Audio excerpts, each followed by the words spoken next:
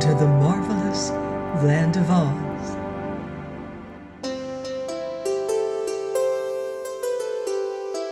I'm Martell, reading The Scarecrow of Oz by L. Frank Baum.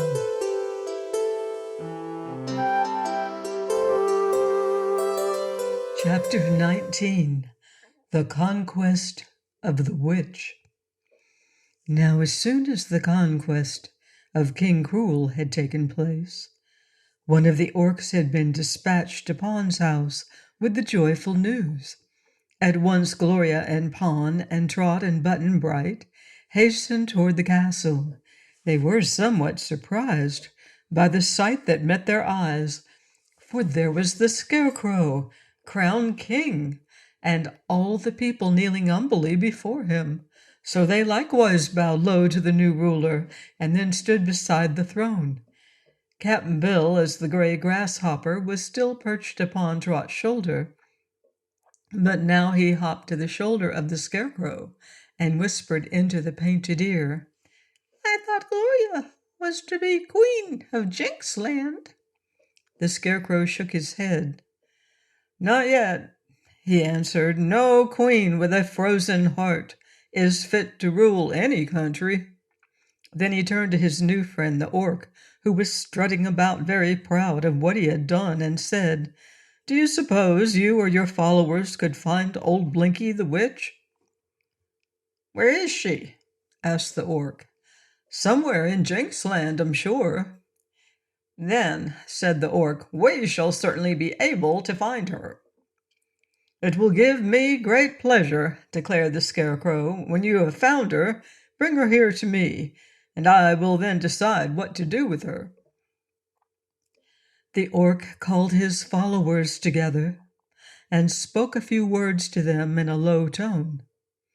A moment after, they arose into the air so suddenly that the Scarecrow, who was very light in weight, was blown quite out of his throne and into the arms of Pon, who replaced him carefully upon his seat.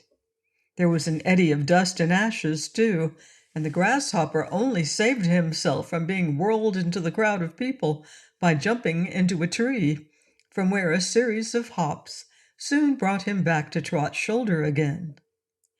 The orcs were quite out of sight by this time, so the Scarecrow made a speech to the people and presented Gloria to them, whom they knew well already and were fond of, but not all of them knew of her frozen heart.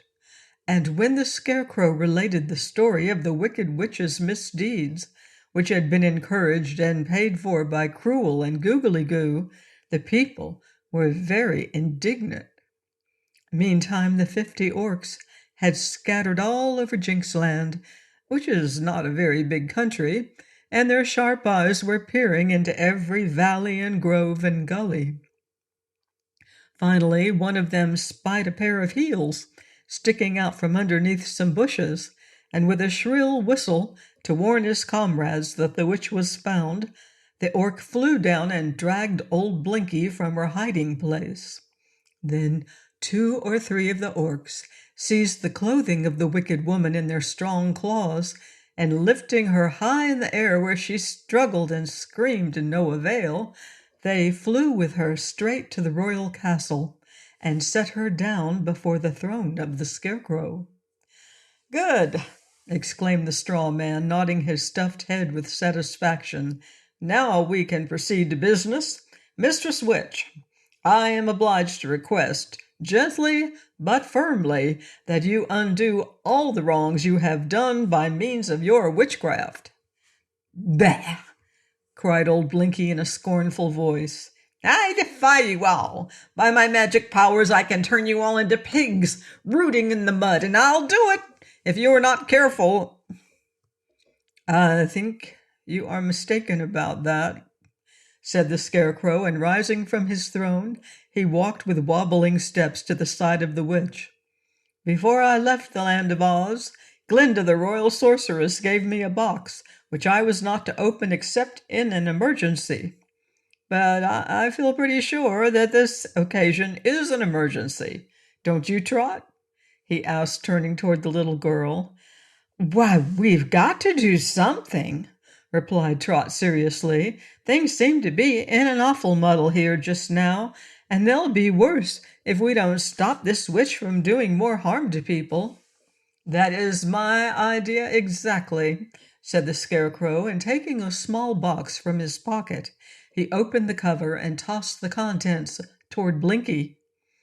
The old woman shrank back, pale and trembling, as a fine white dust settled all about her. Under its influence she seemed to the eyes of all observers to shrivel and grow smaller. "Oh dear! Oh dear!" she wailed, wringing her hands in fear. "Haven't you the antidote, Scarecrow? Didn't the great sorceress give you another box?" "She did," answered the Scarecrow. "Well, then give it to me quick," pleaded the witch. "Give it to me, and I'll do anything you ask me to." "You will do what I ask first," declared the Scarecrow firmly. The witch was shriveling and growing smaller every moment. "Be quick, then," she cried. "Tell me what I must do and let me do it, or it will be too late." "You made Trot's friend Cap'n Bill a grasshopper. I command you to give him back his proper form again," said the Scarecrow. "Where is he? Where's the grasshopper? Quick, quick!" she screamed. Cap'n Bill, who had been deeply interested in this conversation, gave a great leap from Trot's shoulder and landed on that of the Scarecrow. Blinkie saw him alight and at once began to make magic passes and to mumble magic incantations. She was in a desperate hurry, knowing that she had no time to waste, and the grasshopper was so suddenly transformed into the old sailor man, Cap'n Bill, that he had no opportunity to jump off the Scarecrow's shoulder, so his great weight bore the stuffed Scarecrow to the ground. No harm was done, however, and the straw man got up and brushed the dust from his clothes, while Trot delightedly embraced Cap'n Bill. "The other box! Quick! Give me the other box!" begged Blinkie, who had now shrunk to half her former size. "Not yet," said the Scarecrow. "You must first melt Princess Gloria's frozen heart." "I can't. Oh, it's an awful job to do that.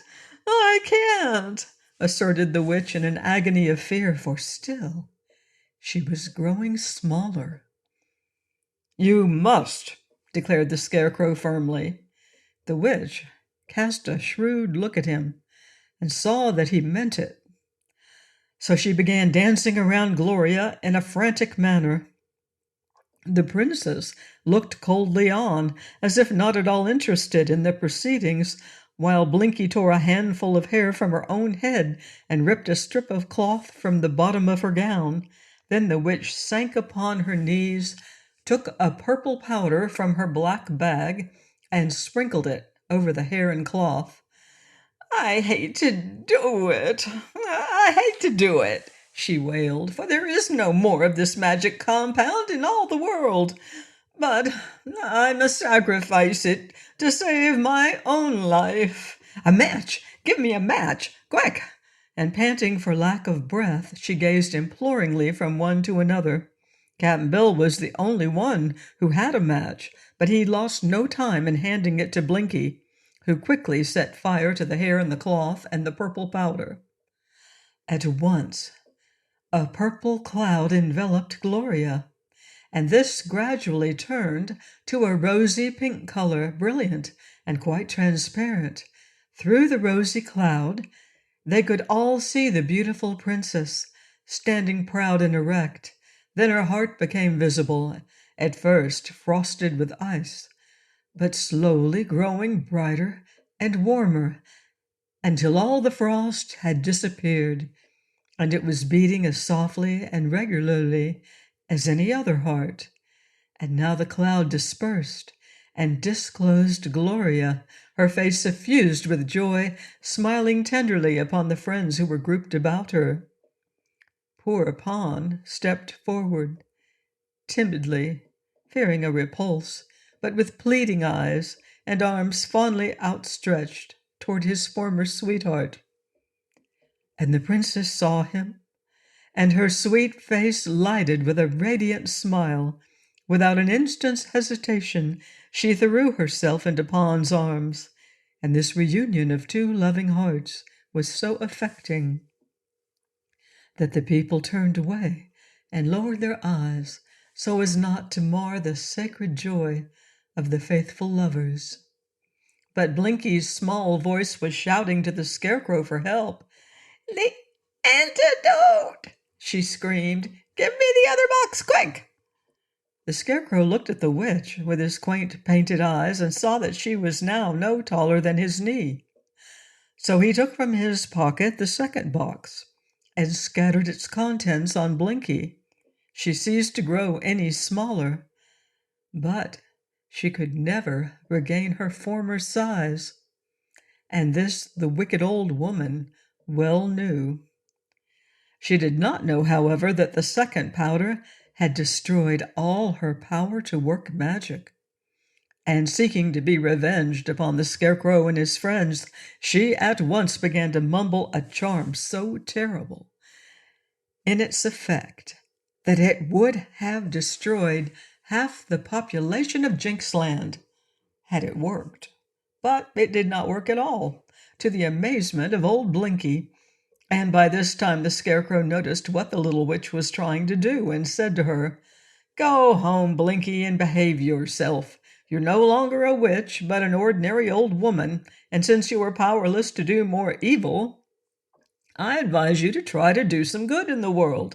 Believe me, it is more fun to accomplish a good act than an evil one, as you will discover when once you've tried it." But Blinkie was, at that moment, filled with grief and chagrin at losing her magic powers.